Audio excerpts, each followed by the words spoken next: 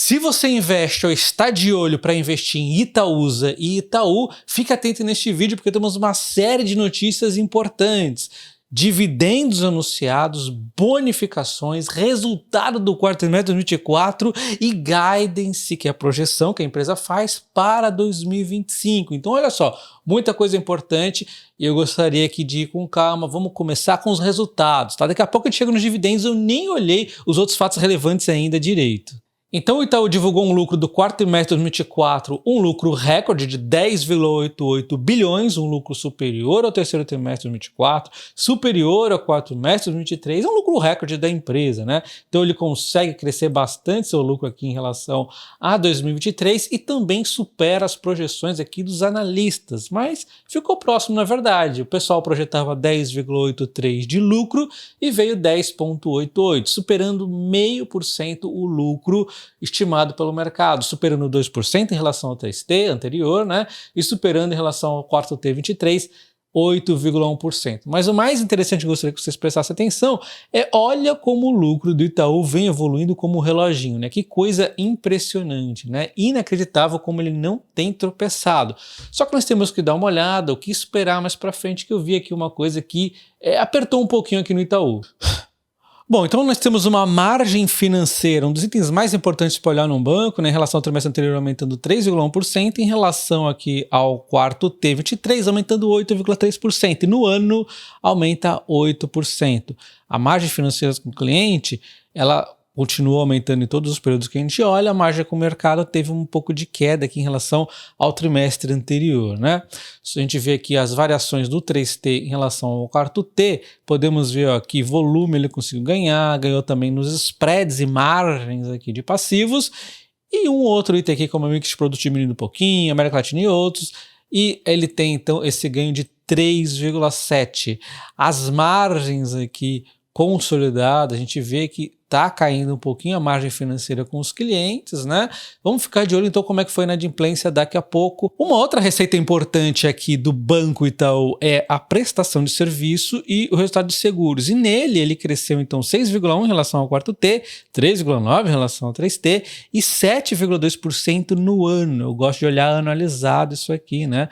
Só que acontece, é mais bacana a gente separar um pouco as coisas. Então, na parte de seguros cresceu um pouco mais, 13,8%.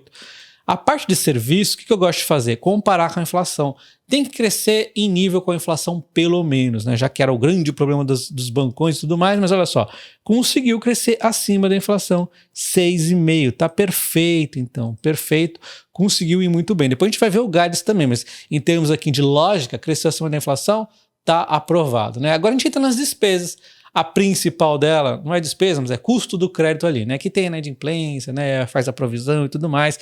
Nós temos aqui ó, um salto na inadimplência, no custo da despesa para inadimplência de 7,7% em relação ao trimestre anterior, mas mantivemos aqui em linha praticamente, caindo um pouquinho em relação ao ano passado. No ano, nós caímos então em provisões em 2,5%. O banco conseguiu crescer bem e ainda assim ele fez um pouquinho menos de provisão em termos de despesa aqui, né? Então, no resultado aqui líquido do custo do crédito, nós temos uma queda de 6,6%, aí considerando os impairment, as recuperações dos créditos baixados, né? Então, uma queda de 6,6% no ano. Beleza, mas será que a inadimplência está tranquila mesmo no Itaú? Vamos ver isso. Então a gente vê primeiro aqui a despesa, olha só, subiu em relação ao trimestre anterior, mas caiu um pouquinho em relação ao quarto T23, né? É basicamente isso aqui que a gente está vendo. Então aqui está a despesa que foi acontecendo trimestre a trimestre, são despesas grandes ainda assim, né?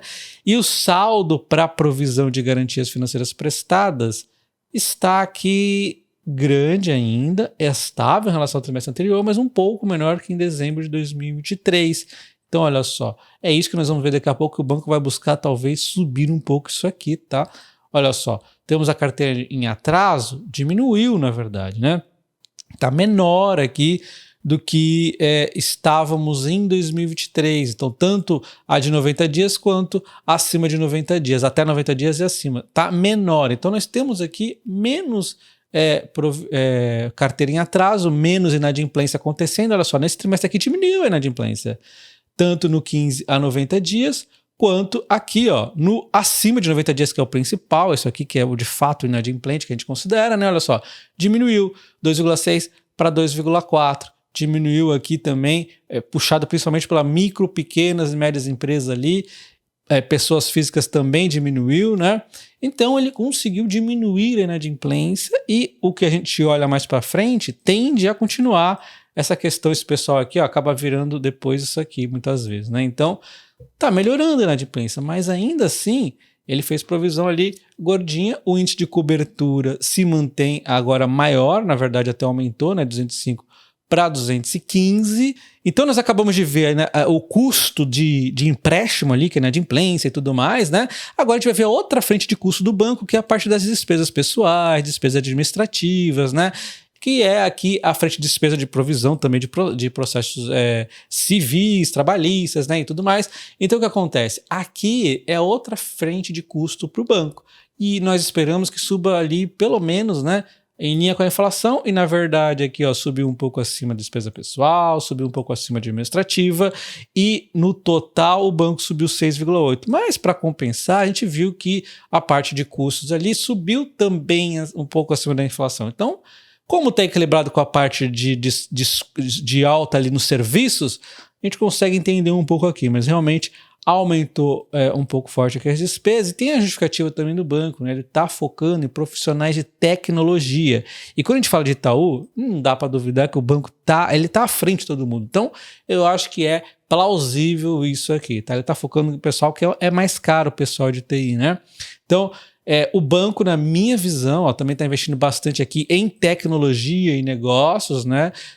Que é um investimento para dar um destaque para ele. E ele continua aqui, ó, diminuindo caixas eletrônicos se necessário, diminuiu aqui em relação ao 23, abriu outras que ele achou mais relevante em outras regiões, né? E olha só, agências de posto de atendimento também reduzindo. Então ele está focando no que realmente precisa. Então acho que dá para entender que não dá para duvidar do Itaú, né? Se aumentou 6,8 ali as despesas, está muito bem aumentado. Então quando a gente olha o guidance de 2024 e vê que ele bateu aqui, ó, foi muito bem na carteira de crédito, deu uma explodida aqui, mas parte foi também por conta de variação cambial, né?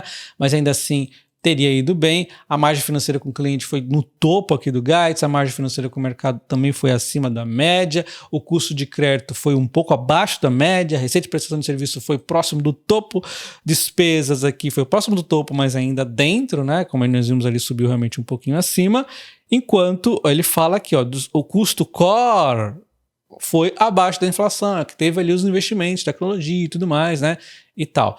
E aí nós temos então um guidance que ele vai muito bem. Quando a gente olha o guidance do ano seguinte, nós vemos aqui, ó, que tem uma aceleração no custo de crédito, 34,5 a 38,5, e está superior aqui, ó, ao guidance dele anterior, né? O que ele fez em 2024 é o mínimo que ele vai fazer em 2025. Só que como nós já batemos o olho no resultado e já entendemos que o banco está diminuindo a inadimplência, como nós vimos aqui, ó, a carteira de atraso menor, né, inadimplência caindo, então me parece um pouco ele recompondo um pouco mais ali o índice de cobertura e se preparando para um ano difícil no Brasil, embora ainda não tenha dado sinais no banco.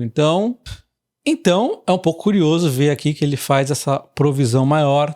Será que ele está vendo que vai azedar a questão Brasil, ou será que tem alguma coisa ali na própria carteira do banco que vai azedar um pouco? De qualquer forma, ele segue um crescimento acontecendo aqui, ó, de 4,5 a 8,5, porém, ó, também inferior ao, vamos falar aqui os 10,2 sem o câmbio, 10,2 que ele fez ali, então um crescimento inferior, mas olha só, a margem com os clientes, ele vai buscar fazer mais, de 7,5 a 11,5, né? Então, assim, vai ser acima do máximo que ele fez no ano passado. Então, ele vai buscar ganhar mais margem aqui e esperando também uma dificuldade aqui em relação ao custo de crédito, talvez, né? Enquanto a margem financeira com o mercado de 1 a 3 bi, e ele fez mais no ano passado. Então essa movimentação da Selic acaba também atrapalhando um pouco, vai ficar mudando para cima, para baixo toda hora, né? Acaba atrapalhando um pouco o banco, mas ainda assim, dentro do número positivo, tá bacana. Receita de prestação de serviço vai crescer de 4 a 7, um pouquinho menos aqui, né? do que o ano passado, do guidance dele, e despesa de 5,5 a 8,5 é mais ou menos aqui parecido com o ano passado, mas um pouquinho maior também, porque provavelmente ele está ali nos investimentos. Eu não duvido quando o banco aqui aumenta um pouco a questão das despesas, só a gente olhar o que ele está fazendo, né? Então aqui é sem dúvida. Só que a dinâmica realmente para 2025, você percebe que o banco ou ele está sendo um pouco cauteloso ou é um pouco mais apertado mesmo, né? Crédito subindo um pouco menos em termos de crescimento, beleza que a margem vai ser maior, mas olha só, o custo de provisão vai ser menor e a margem aqui a mercado vai ser um pouquinho menor também. Então vamos ver como é que o mercado vai reagir. Então, na minha visão, foi um bom resultado, com um guidance aqui um pouco cauteloso em algumas partes. Vamos ver como é que o mercado vai reagir então. Mas, na verdade, tem outras notícias que podem até ocultar qualquer questão aqui em relação ao que o mercado vai fazer no guidance, né? Porque temos aqui dividendos, bonificações ali e recompra, tem um monte de coisa. E agora, falando dos dividendos e do JCP, foi uma porrada, né, aqui. Então, ele será pago no dia 7/3/2025, então é daqui a pouco, né? E para quem tiver as ações, ó, dia 17/2, e será pago, então, dividendos no valor de 1,25 e poucos aqui, e mais um JCP, que o líquido dá 28 centavos e pouquinho. Ela vai juntar esses dividendos com já anunciados anteriormente aqui, então quem tinha as ações nesse período vai ganhar ainda mais porrada ali de dividendos, né? Mas vamos falar desses novos anúncios aqui que ainda tem a Datacom em aberto. O outro já passou a Datacom, né? A data do dividendo ali para você ter direito a receber o dividendo, né? Então olha só, o YouTube 4, quem tiver as ações no dia 17/2 vai receber então dia 7/3, 1,53 por ação, dando 4,50 de yield, enquanto no YouTube 3 é a mesma coisa, só que vai gerar aqui 5,11 de yield, porque o YouTube 3 está mais descontado. Então, quem quiser ganhar R$1.000 aí de dividendos com o Itaú, deveria ter 22.200 no YouTube 4, enquanto no YouTube 3, 19.500. Só a título de exemplo, tá? Então, para quem tem a Itaúsa, fique atento que a qualquer momento pode ser anunciado os dividendos ali da Itaúsa também, porque ela costuma repassar os dividendos do Itaú. E qual a data para isso acontecer? Até dia do resultado dela, dia 17/3, mas muito provavelmente já aí nos próximos dias de fevereiro, tá? E o Itaú também anunciou um programa de recompra de ação, e neste programa ele vai recomprar até 200 milhões de ações, que representam, então, segundo as continhas aqui, ó, 2,04 de todas as ações que tem da Itaú aí, tá? Então, é 2,04 de suas ações. Então, é como se suas ações ganhassem 2,04 a mais de poder, vamos assim dizer, né? Ela recomprando essas ações, num próximo anúncio de dividendos, nós teremos direito a 2,04 a mais do dividendo que for surgir, né? E aí a empresa também anuncia bonificação de ação num percentual de 10%, que é bastante coisa, né? Que serão atribuídas de forma gratuita para os detentores aqui das ações, né? E a data base, a data que você tem que ter ação para ter direito a ganhar essa bonificação é dia 17/3. Então, quando a empresa faz isso, é como se ela estivesse pagando para você em dividendos, só que em forma de ações. Você tem que entender de onde está vindo o dinheiro para entender a lógica, né? Não adianta ficar aqui tentando explicar o porquê. Mas uma das visões que você pode ter é que se a empresa mantém, por exemplo, esses dividendos mensais aqui, ó, em mesmo patamar, quer dizer que você vai ganhar nesses dividendos mensais aqui, ó, 10% a mais, que você vai ter 10% a mais de ações. Isso já é uma demonstração, né, que está sendo bem feito aqui o uso das bonificações. Lembrando que no meu curso de investimentos com foco em ações, eu ensino todos esses detalhes, para você não ficar sendo um papagaio aí que só repete o que os outros dizem, que dilui a base acionária, não sei o que. Cara, você tem que entender a lógica, e eu explico muito bem cada detalhe de várias coisas de ações. Tá aqui 550, um curso muito abaixo da média de mercado, já tenho 17, vou fazer 18 anos de experiência só de bolsa, tá? Tá tudo aqui explicado no meu curso. Se você quiser levar o curso de opções junto, para você turbinar ali com dividendos seus investimentos, também pode. Aí você pode levar os dois. Infelizmente acabou essa promoção, tá custando 990, que também ainda não deixa de ser uma promoção, né? 2 cursos por um preço extremamente abaixo da média do mercado. Você pode parcelar aí em 12 vezes também. Espero que vocês tenham gostado desse vídeo. Deixa nos comentários o que você achou do resultado do Itaú e desses dividendos, dessas bonificações, desse recompra de ação. Olha que o Itaú hoje... E tem o Guides ainda, né?